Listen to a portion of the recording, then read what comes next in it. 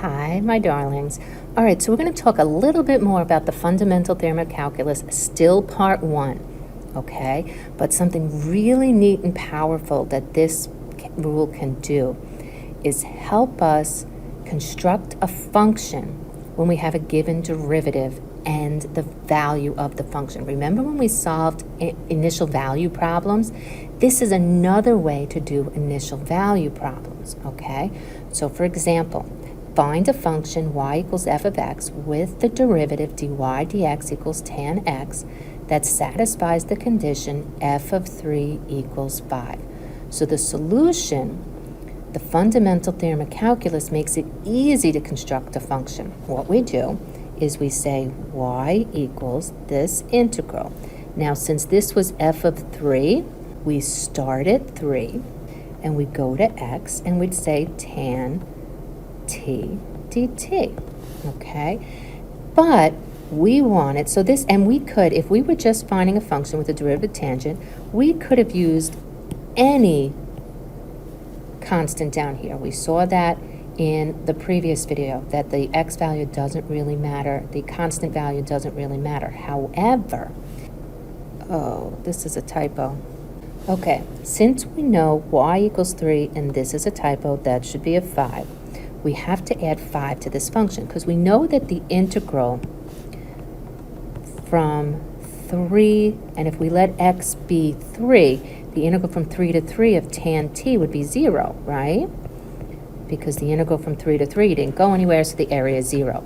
But we want the value to be 5, so we add 5. So the easy way to do this is when we have the point, the x value is your lower limit, the y value becomes what you add. So what we have is that this is the x value of the initial condition, and this is y of that x value, okay? It's the function value.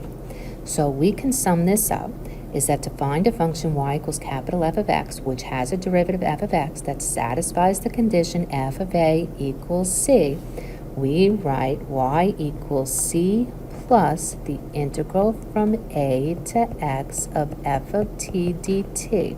So what happened is the a is the lower limit, the c is what we add, the function value. Now another way to write that is that y equals capital F of a plus the integral from a to x of f of t dt, whichever way you want to write it, okay? Let's try two quick problems, okay? So here we go. We want to construct the function of the form y equals c plus the integral from a to x of f of t dt that satisfies the given condition. So y equals, and I'm going to leave some space, we're going to do the integral, the upper limit is x, of the function is cosine squared 5x, oops, we got to change the variable, so 5t dt, and now I'm going to take this x value 7, that's my lower limit, this y value -2, that's what I'm adding, all done, okay? So the 7 comes down here, the y value goes up here. One more, dy dx equals e to the square root of x, and y equals 1 when x equals 0. So our function y, I'm going to do an integral, my upper limit is x. Now instead of e to the square root of x, we have to change the variable, so e to the square root of t dt, and we're going to take this x equals 0 is my lower limit, and my y equals 1, that's what I'm going to add to the front.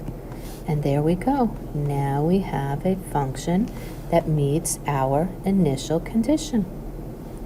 All right, guys, we're going to stop here. Have a great day.